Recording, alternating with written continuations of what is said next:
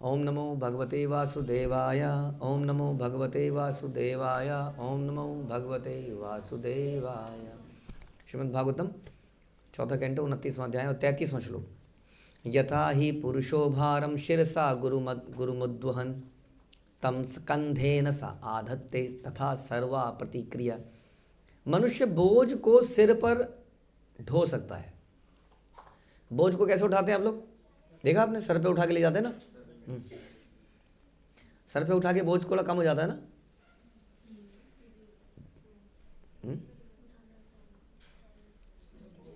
बोझ कम हो जाता है ना थोड़ा। नहीं नहीं नहीं, हम आपसे पूछ रहे हैं हाथ में उठाएंगे तो कम होगा या सर पे उठाएंगे तो कम होगा? सर पे हो जाएंगे तो बोझ कम हो जाएगा ना। कितना किलो कम? जैसे 10 किलो आपने हाथ से उठाया तो सर से उठाने में कितना लगभग हो जाएगा? नहीं नहीं नहीं, 10 कैसे रहेगा? तो आपको ऐसा क्यों लग रहा है कि कम हो गया?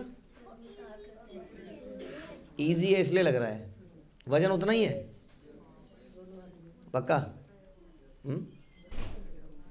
उठाना। एक बार एक आदमी को गधा कहीं से खरीदा था, याद है आप लोगों को? गधा खरीदा था तो उन्होंने, अपना बच्चा भी था उनका, तो बच्चे को गधे पे बैठा दिया, जो भी सामान वामान रख दिया उस पर। तो रास्ते में लोगों ने क्या कहा, कितना जालिम आदमी है। खुद गधा बेचारे को नहीं, पहले उसको बोला कि, पहले वो गधे को ला रहे थे कि कहते कितने बेवकूफ़ लोग हैं, गधा चल रहा है और फिर भी पैदल चल रहे हैं। तो उसने उसके ऊपर बैठ गए। तो उसने, कितना जालिम आदमी है, इतने से गधे पे बाप बेटे बैठ गए। फिर उसने गधे को उठाया और गधे को उठा के चल पड़े दोनों बाप बेटे। तो लोग तो खैर फिर भी कुछ बोले ही। तो ये यहाँ पे लिखा है कि मनुष्य बोझ को सर पर लेके ढो सकता है, और जब यह उसे भारी लगता है तो बोझ को कभी कंधे पे रख देता है। ये कंधा भारी फील करता है तो इस कंधे पे रखता है। इस तरह उसको लगता है हाँ सही है, सही है। जैसे कि हम सुनते थे डिवाइस में, किसी को हो जाता है बाउल, छाला, या क्या कहते हैं उसको, फुंसी, फोड़ा।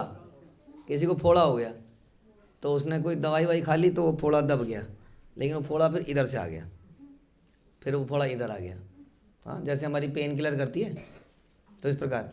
तो अलग अलग जगह इस तरह में बोझ से छुटकारा पाने के लिए प्रयास करता है, लेकिन बोझ तो उसी के ऊपर है, इस कंधे में नहीं तो इस कंधे में नहीं तो यहाँ पर। तो ये उस तरीके से है जैसे हम संसार की प्रॉब्लम्स को दूर करने का प्रयास करते हैं। हाँ, कोई भी प्रॉब्लम, जैसे कोई मुश्किल काम है, हम कैसे उसको पोस्टपोन करते हैं कि नहीं? जैसे कोई पढ़ना है, एग्ज़ाम आ रहे हैं और बड़ा डिफ़िकल्ट सब्जेक्ट है, मन नहीं कर रहा। अब घर में मम्मी या पापा कोई भी काम बता देंगे, बाहर काम, तुरंत भाग जाएंगे, हाँ कर लेते हैं। तब कुछ होगा तो बोलेंगे आपने वहाँ भेज दिया था, हम क्या करें। हाँ, क्योंकि भागना ही चाहते हैं, पोस्टपोन करना चाहते हैं। हम कहते हैं आज नहीं करेंगे, कल करेंगे, कल नहीं करेंगे, परसों करेंगे। लेकिन उससे वो टल जाता है क्या प्रॉब्लम? प्रॉब्लम टलती है? प्रॉब्लम टलती नहीं है। प्रॉब्लम एक ना एक दिन आएगी और तब बड़ा मुसीबत हो जाएगी हमारे लिए। हाँ, जैसे कि हमारे पेट में गैस हो रही है, खाना ज़्यादा खा लिया या वटेवर। अब सर्दी के दिन है, हमें पता है कि नहाना पड़ेगा। अब गैस निकल भी रही है शरीर से, हाँ, टूंटा हो रही है, लेकिन हम क्या करें, अभी करते हैं, ठंड वैसी हो रही है, पूरा दिन निकल गया, आसपास के लोग सब परेशान हैं बदबू से, जा ही नहीं रहे। वो टाल पाओगे आप उसको? वो जाना ही पड़ेगा। आप सोच रहे होगे कल सवेरे तो जाना ही है, एक ही बारी में हो जाएगा, लेकिन रात भर वो दिमाग में चढ़ेगी आपके। फिर सवेरे आप कहोगे चक्कर आ रहा है। इसलिए क्यों आ रहा है पता? चक्कर क्यों आता है आप लोगों को? इसलिए चक्कर आता है, इसीलिए एसिडिटी होती है। जैसे हम कहते हैं ना कि नाली अगर चौक हो जाए और वो पानी कहाँ जाएगा? वो घरों में आएगा, गंदा पानी उसे। अब वही है ना, नाली वो निकल फ्लश हो जाना चाहिए था, वो अंदर ही अंतड़ियों में है, वो कुछ तो डालेगा उसके अंदर, अंतड़ियों में आपके। लेकिन आलस्य है तो हम उसको टाल देते हैं, छोड़ो भाई क्या करना है। कई हमारे बच्चों को इतना आलस्य है, इसलिए वो कई बार बैठे बैठे ही कर, जब वो रुकती नहीं तो एक बार निकल ही जाती है। हाँ, कई बच्चे करते हैं कि नहीं ऐसे? पता नहीं कैसे वो बैठे बैठे सोते सोते, बताइए आदमी को प्रेशर लगाना पड़ता है, सोते सोते कैसे लगाता होगा, सपने में आता होगा उसके। कर देते हैं, लेकिन ये सब क्या है, ये वही है। हाँ, क्या कहते हैं, प्रोक्रास्टिनेशन, व्हाट इज दैट, ऐसी वर्ड है ना।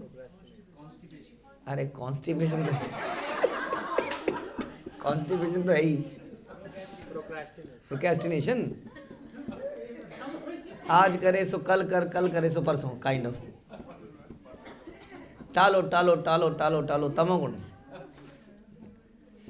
इससे आप भाग नहीं सकते प्रॉब्लम से, यही बताने की कोशिश कर रहे हैं। बोझा इधर, बोझा उधर, बोझा इधर, बोझा उधर, बोझा तो है ही ना हमारे पास, उठाया हुआ उसको रखना पड़ेगा नीचे। कभी आप ऐसे बैठेंगे, कभी आप ऐसे बैठेंगे, हाँ, उससे क्या होगा, निकालना पड़ेगा इसको। उसमें थोड़ी सी तकलीफ होगी, बाद में बहुत अच्छा लगेगा। ये है प्रॉब्लम।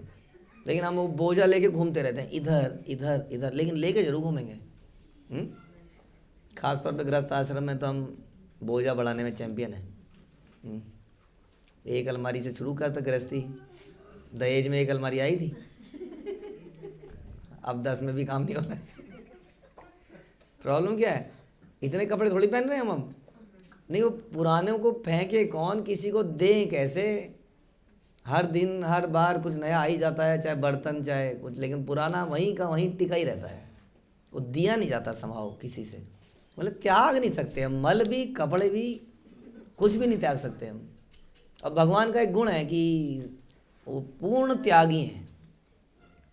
हमने सुना है कि हमारे हम भी उन्हीं के अंश हैं लेकिन त्याग नहीं पा रहे हैं संभाव, कुछ भी, अब बदबू तक नहीं त्याग पा रहे, मल भी नहीं त्याग पा रहे, तो कैसे कुछ और देंगे बताइए। जो आदमी अपना मल ही ना त्याग पा रहा हो, उसमें भी कंजूसी कर रहा हो।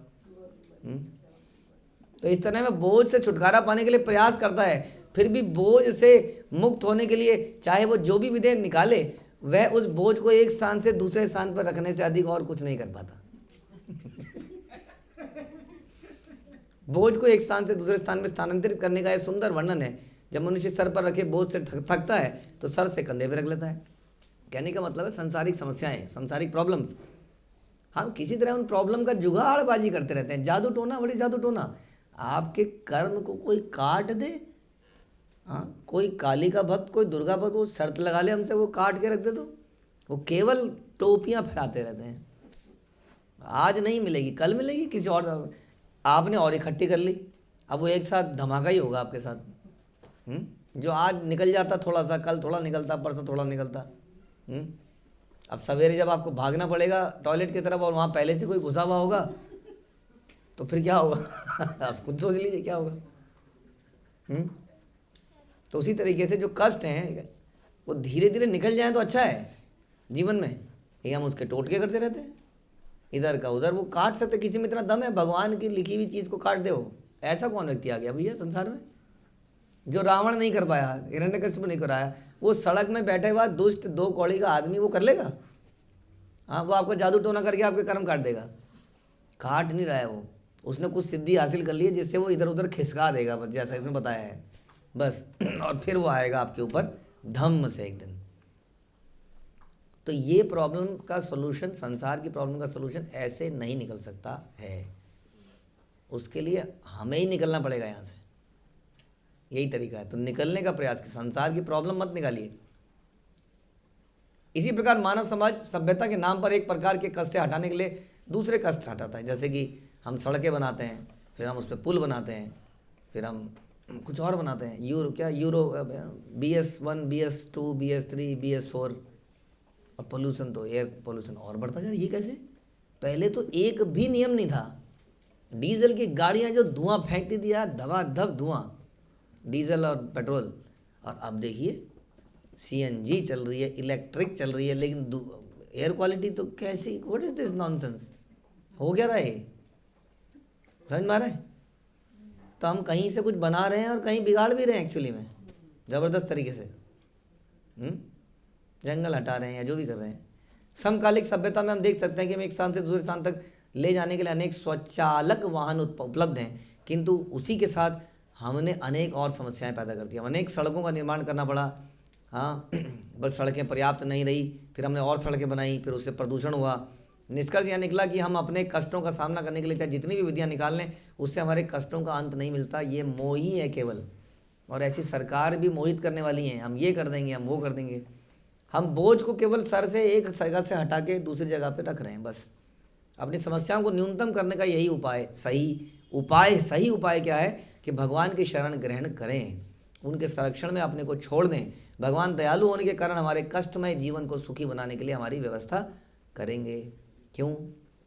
क्योंकि ये रायता भी उन्हीं का फैलाया हुआ है। उनका फैलाए हुए को हम सॉल्व नहीं कर पाएंगे कतई, क्योंकि हम इसी लायक हैं। हाँ, लेकिन मामे ये प्रपद्यंते, उनके शरण में जाएंगे तो ही नोज़ कहाँ से निकालना है आदमी को। हाँ, जंतर मंतर में दरवाज़ा कहाँ है उनको पता है, वो वहाँ से चुपके से हमें निकाल लेंगे। बाकी लोग यहीं लगे रहेंगे, सीवरेज साफ ठीक करने में, सड़कें ठीक करने में, पुल बनाने में, बेरोजगारी में, एआई में। और हम क्या करेंगे? हम भगवान के धाम जाएंगे, वहाँ आनंद से रहेंगे। ऊपर से आप देखोगे फिर आपको कष्ट होगा, ये अभी तक मर रहा है, सड़ रहा है, पागल है क्या? फिर मैं भी आप में से कुछ लोग धरती पे आएंगे, संत महात्मा बन के इनका उद्धार करेंगे जी आप। ठीक है जी। तो इस प्रकार से आप समझिए कि जीवन की प्रॉब्लम्स को हटाना मतलब बोझ को यहाँ से उठा के यहाँ रख देना, दैट्स इट। कुछ और सॉल्यूशन ढूंढना पड़ेगा जो भागवत बताती है। हरे कृष्णा। श्रील प्रभुपाद की जय। ग्रंथराज श्रीमद् भागवतम की जय।